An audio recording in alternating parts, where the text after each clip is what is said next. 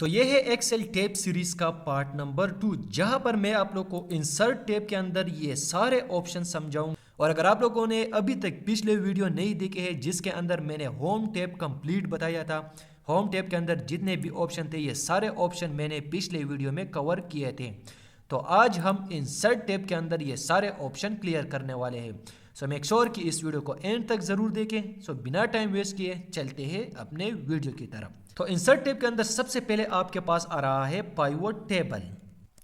अब एक्सेल में pivot table एक बहुत ही इंपॉर्टेंट टूल है, क्योंकि इसके जरिए आप अपने डेटा को बहुत ईजिली तरीके से एनालाइज और समराइज कर सकते हैं। मिसाल के तौर पर मुझे अपने डेटा का अलग अलग रिपोर्ट्स बनाना है, तो वो आप पाइवोट टेबल ऑप्शन के जरिए कर सकते हैं। जैसे कि यहाँ पर देखो मेरे पास ये एक सिंपल सा डेटा है। यहाँ पर देखो डेट है, उसके बाद सेलर नेम है, डिपार्टमेंट है, उसके बाद प्रोडक्ट्स है एंड सेल है। मुझे इसके ऊपर पाइवोट टेबल अप्लाई करना है और इसका मुझे अलग अलग रिपोर्ट्स बनाना है। तो ये काम हम सिर्फ पाइवोट टेबल के जरिए कर सकते हैं। यहाँ पर मैं क्लिक करूँगा पाइवोट टेबल पर और जैसे क्लिक करूँगा तो ये एक बॉक्स आप लोग के पास ओपन हो जाता है। अब यहाँ पर आपसे सबसे पहले मांग रहा है टेबल रेंज। अब टेबल रेंज के अंदर आपका जो डेटा है वो सारा डेटा सेलेक्ट होना चाहिए, जो कि आप लोग देख सकते हैं यहाँ पर सेलेक्ट हो गया है। इसके बाद यहाँ पर आपके पास दो ऑप्शन है, न्यू वर्कशीट या एग्जिस्टिंग वर्कशीट। अगर आपको ये जो पाइवोट टेबल है ये न्यू वर्कशीट में क्रिएट करना है तो ये जो पहला वाला ऑप्शन है इसको सेलेक्ट करना है।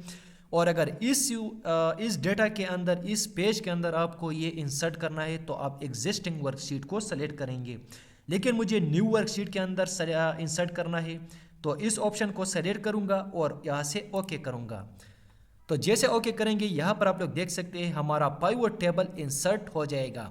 यहाँ से मैं ये जो रिबन है इसको हाइड करूँगा और यहाँ पर देखो आपके पास राइट साइड पर pivot table field panel open होता है और यहाँ पर आपके पास बहुत सारे ऑप्शन हैं। अब पाइवोट फील्ड पैनल के अंदर आपके डेटा के अंदर जो टाइटल्स थे वो सारे यहाँ पर शो हो जाएंगे। जैसे कि यहाँ पर देखो डेट, सेलर नेम, ये जो टाइटल थे ये यहाँ पर आपको शो हो जाएंगे। डेट, सेलर नेम, डिपार्टमेंट, ये सारे।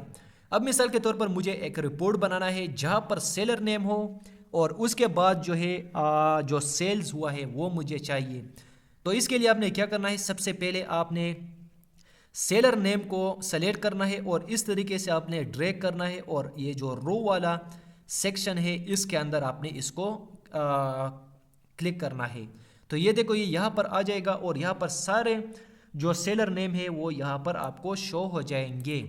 अब मुझे इसके सामने इसका जो सेल्स है वो मुझे यहाँ पर चाहिए। तो इसके लिए मैं सेल इसको मैं वैल्यू के अंदर इंटर करूँगा। तो यहाँ पर आप लोग देख सकते हैं एम्प्लॉय सेलर नेम और उसके बाद यहाँ पर है आपके पास उनका सेल। तो इस तरीके से आप लोग एक्सेल के अंदर पाइवोट टेबल के जरिए बहुत सारे रिपोर्ट्स बना सकते हैं। अब मिसाल के तौर पर मुझे एम्प्लॉयज़ नेम और डिपार्टमेंट एंड सेल्स का मुझे रिपोर्ट्स चाहिए।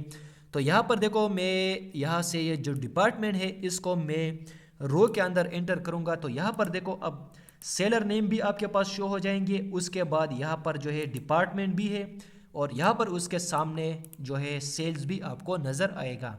और नीचे यहाँ पर देखो आपके पास इनका ग्रैंड टोटल भी शो हो जाएगा। अब आप इसका आसानी के साथ प्रिंट निकलवा सकते हैं और आप इसको किसी को भी दे सकते हैं। अब मिसाल के तौर पर मेरे पास ये जो फील्ड पैनल है ये यहाँ से क्लोज हो गया।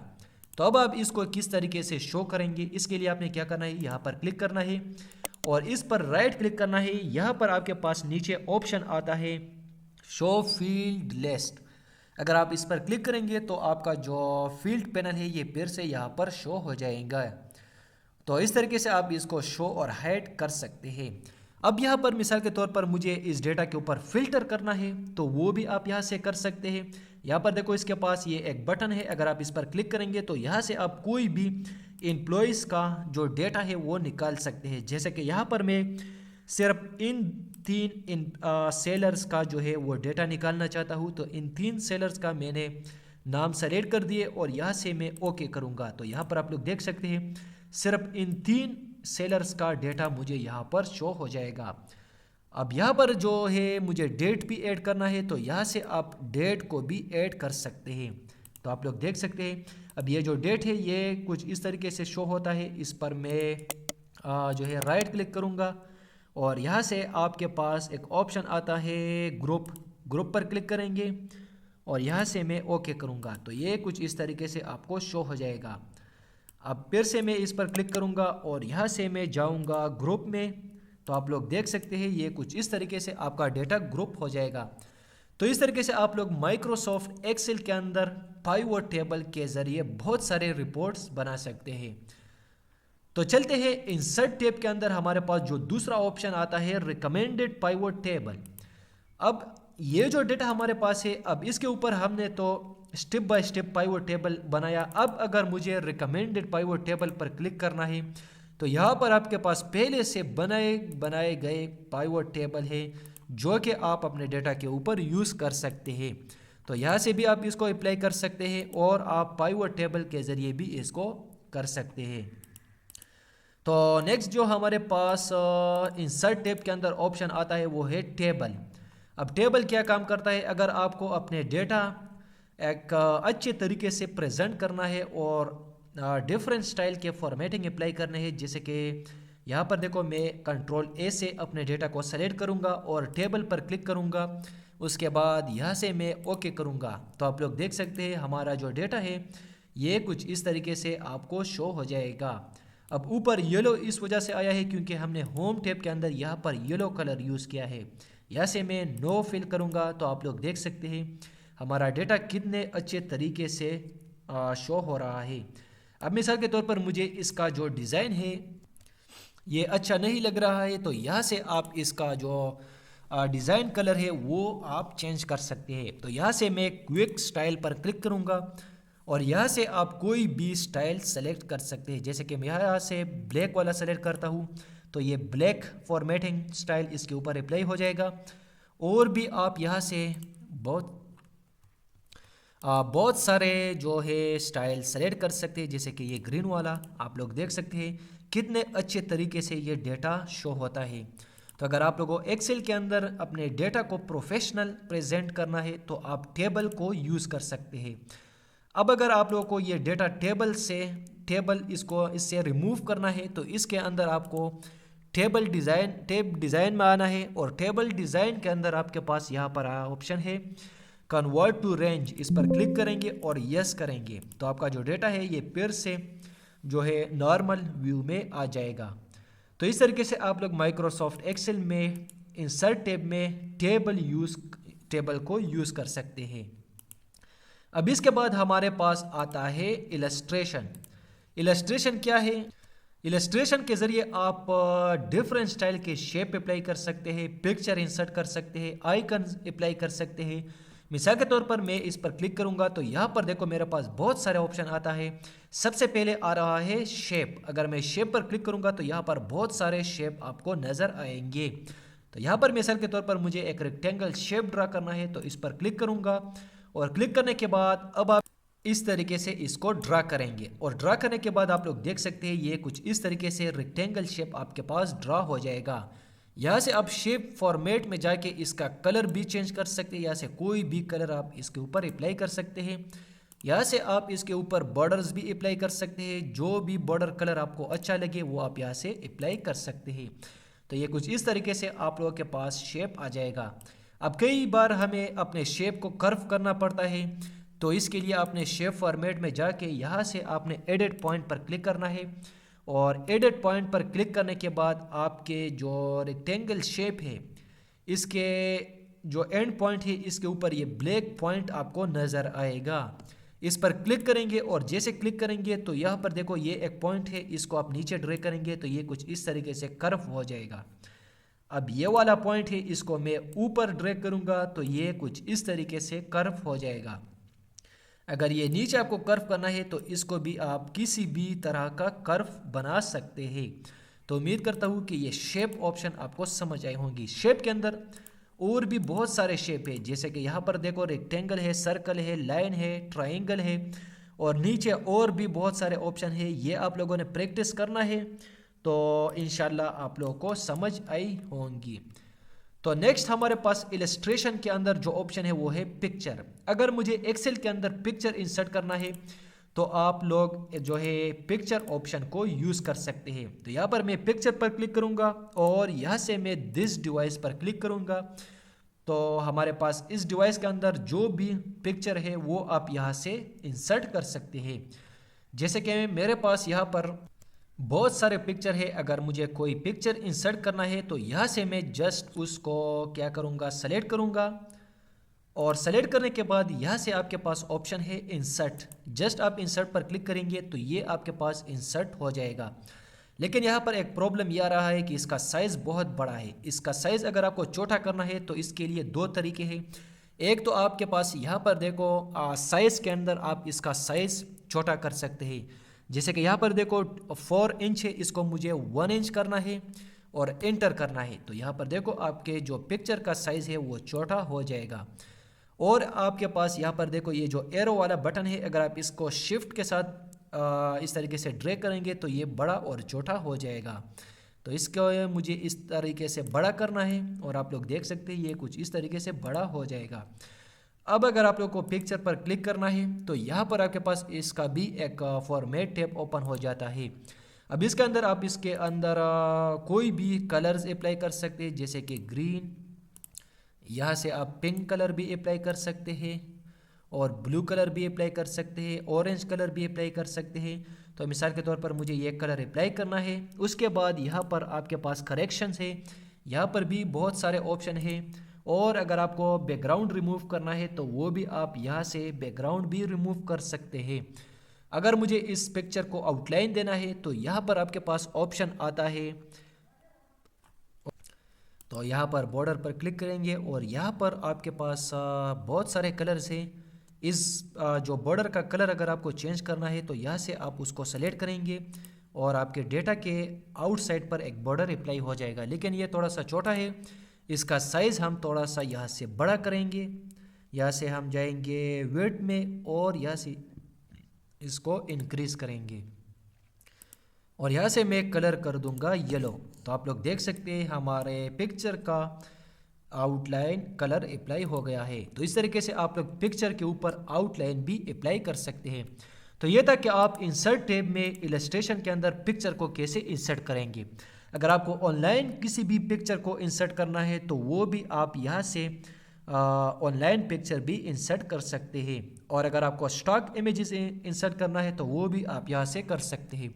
लेकिन इसके लिए आप लोगों के पास इंटरनेट होना ज़रूरी है। तो यहाँ पर हमारे पास शेप और पिक्चर ऑप्शन कंप्लीट हो गया है। नेक्स्ट हमारे पास यहाँ पर आ रहा है आइकन। तो आइकन के लिए भी आप लोगों को इंटरनेट कनेक्ट करना पड़ेगा। तो यहाँ पर मैं अपना इंटरनेट जो वाईफाई है इसको कनेक्ट करता हूँ। तो यहाँ से मैंने अपना वाईफाई जो है वो कनेक्ट कर दिया है। अब मैं जाऊँगा इलस्ट्रेशन में और यहाँ पर आइकन पर क्लिक करूँगा। अब अगर आप लोगों को कोई भी आइकन इंसर्ट करना है तो वो आप यहाँ से कर सकते हैं। तो ये थोड़ा सा टाइम लेगा।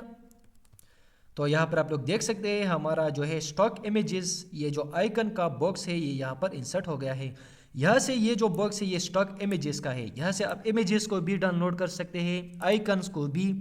यहाँ पर आपके पास ट्रैक स्टिकर भी है, इलस्ट्रेशन भी है और यहाँ पर बहुत सारे ऑप्शन है। लेकिन फ़िलहाल मुझे आइकन इंसर्ट करना है। जैसे कि यहाँ पर मेरे पास बहुत सारे ऑप्शन है। यहाँ पर मैं ये जो एयरप्लेन है इसको इंसर्ट करना चाहता हूँ। तो इसको मैंने सेलेक्ट कर दिया और इंसर्ट पर क्लिक करूँगा। तो जैसे इंसर्ट पर क्लिक करूँगा अब ये डाउनलोड हो जाएगा और आपके पास एक्सेल शीट में आ जाएगा। तो आप लोग देख सकते हैं और वो भी बिना बैकग्राउंड के साथ। अब अगर आपको इसका जो कलर है वो चेंज करना है तो यहाँ पर आपने ग्राफिक्स फॉर्मेट में जाना है और यहाँ से आप कोई भी कलर इसके ऊपर अप्लाई कर सकते हैं। जैसे कि मुझे ये ब्लू वाला कलर अप्लाई करना है तो आप लोग देख सकते हैं। अगर आपको आउटलाइन देना है तो वो भी आप यहाँ से ग्राफिक आउटलाइन में जाके इसको आउटलाइन भी दे सकते हैं।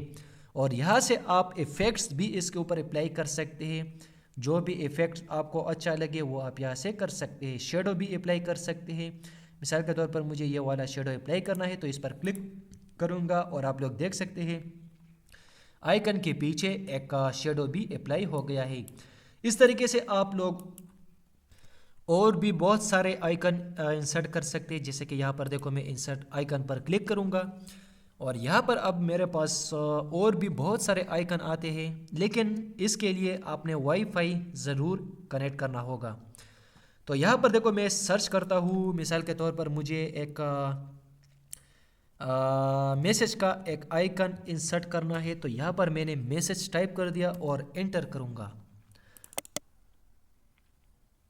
तो ये जो है आपके पास स्पेलिंग मिस्टेक है। यहाँ पर मैं टाइप करूँगा फ़ोन और एंटर करूँगा। तो यहाँ पर आप लोग देख सकते हैं फ़ोन का जो आइकन है वो यहाँ पर आ जाएगा। तो यहाँ पर मुझे ये जो फ़ोन का आइकन है इसको इंसर्ट करना है। इंसर्ट करने के बाद ये थोड़ा सा टाइम लेगा और आपके पास ये इंसर्ट हो जाएगा। अब अगर आप इसको मूव करना चाहते हैं तो आप इसको मूव भी कर सकते हैं, छोटा भी कर सकते हैं, बड़ा भी कर सकते हैं। लेकिन याद रखें कि अगर आपको कोई भी पिक्चर या शेप बड़ा और छोटा करना हो इक्वल साइज़ में, तो आप शिफ्ट बटन को ज़रूर होल्ड रखें। इसके ज़रिए आप बिल्कुल इक्वल साइज़ में इसको बड़ा और छोटा कर सकते हैं। और आप इसके ऊपर यहाँ से कलर भी अप्लाई कर सकते हैं। तो उम्मीद करता हूँ कि ये आइकन वाला ऑप्शन भी आप लोगों को समझ आई होगी। नेक्स्ट इसके अंदर आपके पास आता है 3D मॉडल्स। अगर आपके पास कोई 3D मॉडल्स है अपने डिवाइस में तो वो आप इंसर्ट कर सकते हैं, लेकिन मेरे पास फ़िलहाल नहीं है। अगर आपके पास है और ज़रूरत है तो आप 3D मॉडल के अंदर दिस डिवाइस पर क्लिक करेंगे, आप इसको इंसर्ट कर सकते हैं। अगर आपको स्टॉक 3D मॉडल इंसर्ट करना है तो आप ऑनलाइन भी इसको इंसर्ट कर सकते हैं। जैसे कि यहाँ पर देखो, अब मैं एक 3D मॉडल भी आप लोगों को इंसर्ट करना सिखाऊंगा।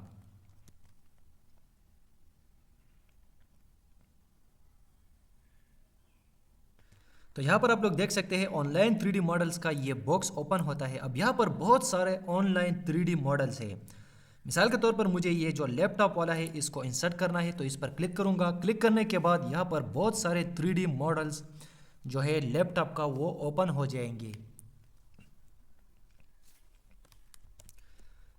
अब आप यहाँ से कोई भी सेलेक्ट कर सकते हैं और उसको इंसर्ट कर सकते हैं माइक्रोसॉफ्ट एक्सेल में। जैसे कि मुझे ये वाला जो है ये इंसर्ट करना है और यहाँ से मैं क्लिक करूँगा इंसर्ट पर, और इंसर्ट पर क्लिक करने के बाद ये डाउनलोड हो जाएगा। तो आप लोग देख सकते हैं हमारा जो लैपटॉप का 3D मॉडल है वो ओपन हो गया है। ये जो 3D मॉडल है ये रोटेट करना है, तो वो आप यहाँ से कुछ इस तरीके से इसको किसी भी व्यू में आप देख सकते हैं। जैसे कि यहाँ पर बैक से भी आप इसको देख सकते हैं कुछ इस तरीके से, फ्रंट्स को भी आप इसको देख सकते हैं, साइड से भी आप इसको देख सकते हैं। तो इस तरीके से अगर आपको एक्सेल में 3D मॉडल इंसर्ट करना है तो वो आप इस ऑप्शन से कर सकते हैं। तो यहाँ से मैं इसको करूँगा डिलीट। तो ये थे इंसर्ट टैब के अंदर इलस्ट्रेशन ग्रुप, जिसके ज़रिए आप किसी भी चीज़ को इंसर्ट कर सकते हैं। तो नेक्स्ट यहाँ पर हमारे पास आता है चार्ट का ग्रुप, यानी हमें एक्सेल के अंदर अपने डेटा को ज्योमेट्रिकल या ग्राफिकल व्यू में किस तरीके से शो करना है। जैसे कि यहाँ पर देखो मेरे पास ये एक डेटा है और इस डेटा को मुझे अपने बॉस को या मैनेजर को चार्ट वाइज शो करना है। चार्ट को हम इसलिए यूज़ करते हैं क्योंकि इससे हम किसी को अपने डेटा बहुत आसानी के साथ समझा सकते हैं। जैसे कि यहाँ पर देखो मेरे पास ये डेटा है छोटा सा, एम्प्लॉय नेम, डिपार्टमेंट और सेल्स। तो इसके ऊपर मुझे एक चार्ट इंसर्ट करना है। अब यहाँ पर बहुत सारे चार्ट है, इन सारे चार्ट का काम एक ही होता है। अगर आपको 2D चार्ट इंसर्ट करना है, 3D चार्ट इंसर्ट करना है, या लाइन चार्ट इंसर्ट करना है, या यहाँ से ये पाई वाला चार्ट इंसर्ट करना है, तो सारे चार्ट का एक ही काम है। लेकिन मुझे आप लोगों को समझाने के लिए यहाँ से एक 2D चार्ट इंसर्ट करना होगा। तो यहाँ से मैं ये वाला सेलेक्ट करता हूँ और आप लोग देख सकते हैं हमारा जो चार्ट है वो इंसर्ट हो जाएगा। अब मुझे इसका साइज़ थोड़ा सा छोटा करना है, तो यहाँ पर मैं इसको इस तरीके से ड्रैग करूँगा यहाँ पर, और यहाँ से मैं ये जो एरो वाला बटन है शिफ्ट के साथ इसको इस तरीके से छोटा करूँगा। छोटा करने के बाद आप लोग देख सकते हैं इस डेटा का यहाँ पर चार्ट बन गया है। ऊपर आपके पास सेल्स है और यहाँ पर जितने भी सेल हुए वो आप लोगों को यहाँ पर शो हो जाएंगे, और यहाँ पर चार्ट वाइज भी आपको शो होंगे कि डिपार्टमेंट, इस डिपार्टमेंट का इतना सेल हुआ है, और चार्ट वाइज आपको। अब यहाँ पर देखो ये जो HR में एक छोटा सा चार्ट नज़र आता है क्योंकि इसमें सबसे कम सेल हुआ है, यहाँ पर भी आप लोग देख सकते हैं। तो इसलिए यहाँ पर HR में सेल सबसे कम हुआ है। तो इस तरीके से आप लोग माइक्रोसॉफ्ट एक्सेल में चार्ट इंसर्ट कर सकते हैं। मिसाल के तौर पर मुझे कोई दूसरा चार्ट इंसर्ट करना है तो यहाँ से मैं अपने डेटा को सेलेक्ट करूँगा, इंसर्ट टैब में जाके यहाँ से मैं 3D चार्ट को भी इंसर्ट कर सकता हूँ। तो अब ये जो चार्ट है ये 3D आप लोगों को नज़र आएगा। इस तरीके से अगर आपको पाई चार्ट इंसर्ट करना है तो इंसर्ट टैब में जाके यहाँ से आप पाई चार्ट को भी इंसर्ट कर सकते हैं, जो कि बहुत अच्छा लगता है। अब इसके ऊपर हम थोड़ा सा जो है चार्ट इसको डिज़ाइन करेंगे। तो यहाँ पर स्टाइल्स के अंदर आपके पास जो चार्ट के डिज़ाइन है, बहुत सारे स्टाइल डिज़ाइन है। मिसाल के तौर पर मुझे इसको अप्लाई करना है तो इस पर क्लिक करूँगा और आपका जो चार्ट है वो कुछ इस तरीके से नज़र आएगा। अब मिसाल के तौर पर मुझे ये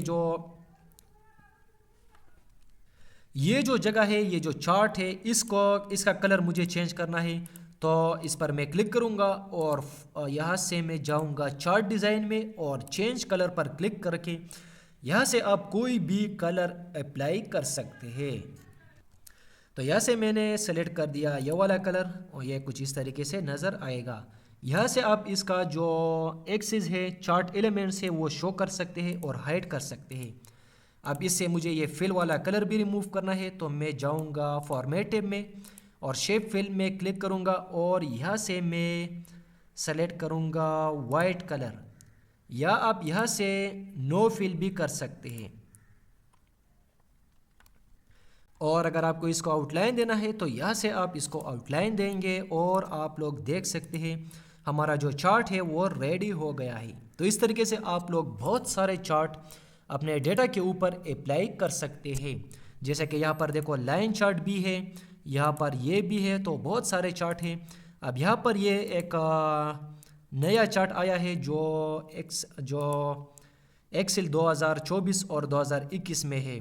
तो ये आपको 2016 और 2007 में मेरे ख्याल से नज़र नहीं आएगा। तो ये भी आप अपने डेटा के ऊपर अप्लाई कर सकते हैं। अगर आपको यहाँ से एक एक करके अप्लाई नहीं करना है तो यहाँ से आप रिकमेंडेड चार्ट पर क्लिक करेंगे और यहाँ पर आपके बने बनाए गए चार्ट भी है जो कि आप अपने डेटा के ऊपर अप्लाई कर सकते हैं। तो ये देखो कितना अच्छा लग रहा है। अब आप इस डेटा को बहुत आसानी के साथ किसी को भी समझा सकते हैं। तो ये था हमारे पास इंसर्ट टैब में चार्ट ग्रुप। अब यहाँ पर आपके पास 3 ऑप्शन और भी है, जैसे कि लाइन, कॉलम और विन लॉस। अब ये आपके पास स्पार्क लाइन ग्रुप में आता है। इसके लिए मैं यहाँ पर एक और डेटा लूँगा जो कि यहाँ पर आप लोग देख सकते हैं। अब यहाँ पर देखो मेरे पास एम्प्लॉयज़ नेम है और ये उन्होंने महीनों में सेल किया हुआ है। अब ये जो चार्ट, ये जो स्पार्क लाइन आपको नज़र आता है, ये बेसिकली मैंने यहाँ पर लाइन कमांड के ज़रिए किया हुआ है। मिसाल के तौर पर मैं इसको डिलीट करूँगा और यहाँ पर ये मुझे अब इंसर्ट करना है। तो इसके लिए आपने क्या करना है, सबसे पहले मैं इस कॉलम का साइज थोड़ा सा बड़ा करूँगा और यहाँ पर क्लिक करूँगा। क्लिक करने के बाद इंसर्ट में जाए और लाइन पर क्लिक करें। अब यहाँ पर आपसे सबसे पहले रेंज मांग रहा है, तो रेंज के अंदर मैं यहाँ से ये सारा रेंज सेलेक्ट करूँगा और नीचे आपके पास लोकेशन मांग रहा है, तो लोकेशन मैंने पहले से ये सेल सेलेक्ट कर दिया है। यहाँ से जस्ट ओके करेंगे तो आप लोग देख सकते हैं ये जो लाइन स्पार्क है यहाँ पर इंसर्ट हो जाएगा। अब इस पर क्लिक करेंगे और नीचे ड्रैग करेंगे तो आपके सारे डेटा के ऊपर स्पार्क लाइन अप्लाई हो जाएगा। इस तरीके से नीचे आप लोग देख सकते हैं मैंने यहाँ पर डिपार्टमेंट हुए हैं और इसके सेल लिए हुए हैं। और ऊपर आपको ये जो आपको नज़र आया है, ये बेसिकली मैंने कॉलम स्पार्क लाइन जो है इसके ज़रिए किया हुआ है। अब ये भी मैं आपको समझाता हूँ। सबसे पहले मैं यहाँ से इसको करूँगा डिलीट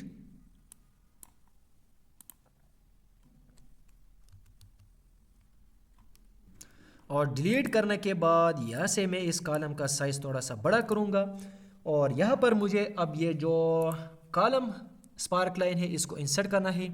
तो आप लोग जस्ट इस पर क्लिक करेंगे और क्लिक करने के बाद वही यहाँ पर जो रेंज है ये सेलेक्ट करेंगे। तो यहाँ पर मैंने ये रेंज सेलेक्ट कर दिया और यहाँ पर आपसे मांग रहा है लोकेशन, तो लोकेशन ये रहा और उसके बाद ओके करेंगे।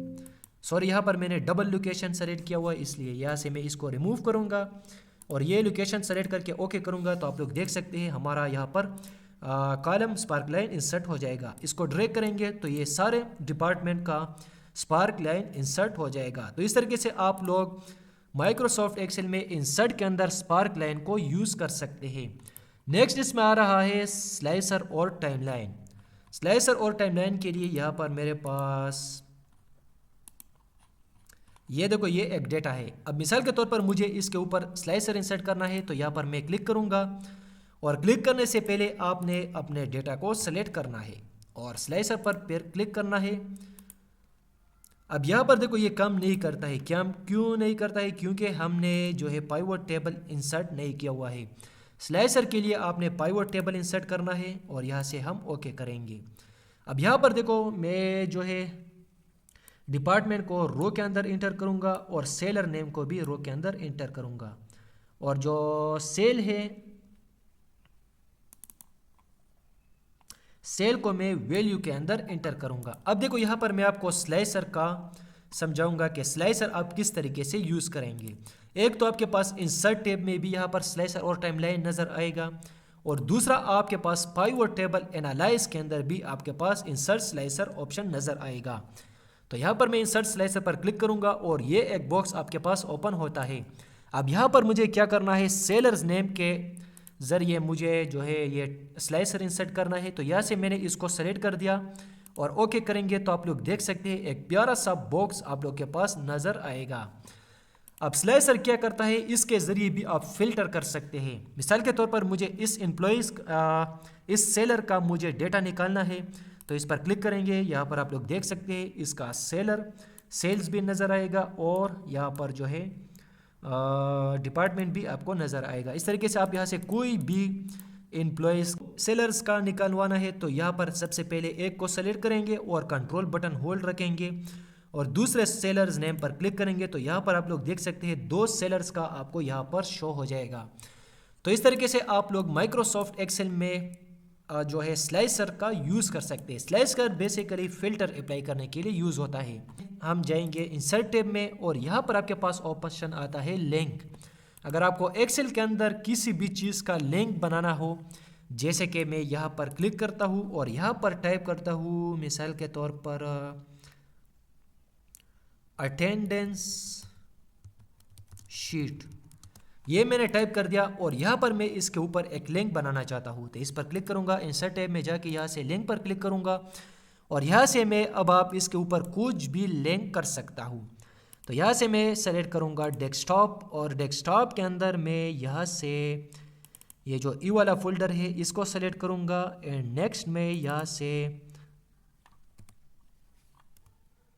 तो यहाँ पर आप लोग देख सकते हैं मेरे पास ये एक अटेंडेंस शीट है, इसका मुझे लिंक बनाना है तो जस्ट इसको सेलेक्ट करेंगे और ओके करेंगे। तो अब आप लोग देख सकते हैं ये जो अटेंडेंस शीट मैंने लिखा है इसका अब एक लिंक बन गया है। अगर आप इस पर क्लिक करेंगे तो जो अटेंडेंस शीट है वो यहाँ पर ओपन हो जाएगा। तो इस तरीके से आप लोग माइक्रोसॉफ्ट एक्सेल में लिंक बना सकते हैं किसी भी चीज़ का। तो इसके बाद जो हमारे पास आ रहा है वो है टेक्स्ट। अगर आपको एक्सेल में कोई टेक्स्ट बॉक्स इंसर्ट करना हो या हेडर एंड फुटर इंसर्ट करना हो तो वो आप टेक्स्ट ग्रुप के अंदर कर सकते हैं। जैसे कि यहाँ पर देखो मेरे पास है टेक्स्ट बॉक्स, इस पर क्लिक करेंगे और क्लिक करने के बाद इसको इस तरीके से ड्रा करेंगे। अब आप इसके अंदर कुछ भी कर सकते हैं, जैसे कि यहाँ पर देखो मैं टेक्स्ट लिखता हूँ और आप लोग देख सकते हैं ये इसके ऊपर यहाँ पर अप्लाई हो जाएगा। अब इसको हम ये इसलिए यूज़ करते हैं क्योंकि इसको हम किसी भी जगह पर जो है वो मूव कर सकते हैं कुछ इस तरीके से, और आप इसका आउटलाइन जो है वो भी आप यहाँ से कर सकते हैं। यहाँ से आप कोई भी फिल कलर अप्लाई कर सकते हैं और आउटलाइन अप्लाई कर सकते हैं। तो इस तरीके से आप लोग जो है टेक्स्ट बॉक्स अप्लाई कर सकते हैं।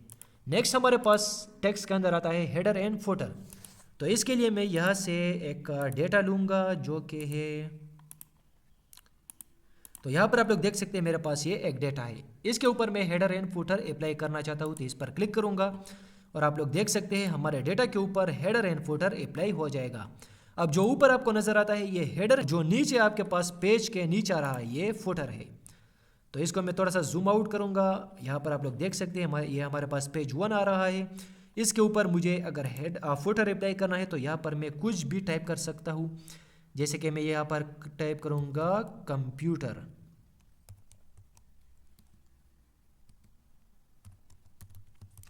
और यहाँ पर आप और भी बहुत सारे टाइप कर सकते हैं। और नीचे मिसाल के तौर पर मुझे यहाँ पर डेट अप्लाई करना है तो यहाँ पर मैं क्लिक करूँगा और यहाँ पर मैं हेडर एंड फुटर ग्रुप के अंदर जाऊँगा और यहाँ पर मैं करंट डेट पर क्लिक करूँगा और बाहर क्लिक करूँगा। तो यहाँ पर देखो डेट आ चुका है। तो इस तरीके से अब आप लोग एक्सेल के अंदर आप लोगों का जितना भी डेटा होगा, जितने भी पेजेस होंगे, उसके ऊपर ये हेडर भी शो होंगे और जो फुटर मैंने अप्लाई किया हुआ है ये भी शो होगा। तो इस तरीके से आप लोग एक्सेल के अंदर हेडर एंड फुटर को अप्लाई कर सकते हैं। तो नेक्स्ट जो हमारे पास आता है वो है वर्ड आर्ट।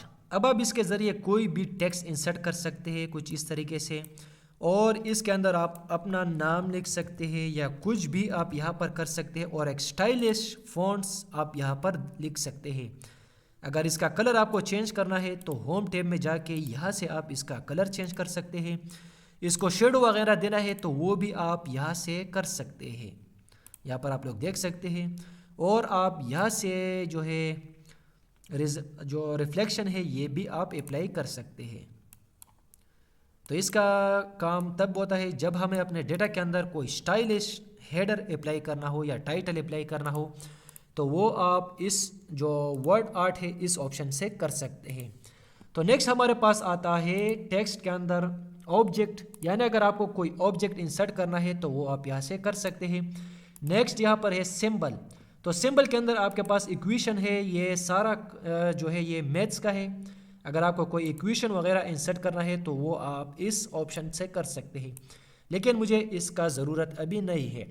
तो इस तरीके से आप लोग माइक्रोसॉफ्ट एक्सेल में ये सारे ऑप्शन यूज़ कर सकते हैं। उम्मीद करता हूँ कि ये वीडियो आप लोग को पसंद आई होंगी, और अगर इस वीडियो में आप लोग को कोई भी प्रॉब्लम आया हो या कोई भी डाउट हो तो प्लीज़ आप मुझे कमेंट करें। खुदा हाफिज़, नेक्स्ट वीडियो में इंशाल्लाह मुलाकात होंगी।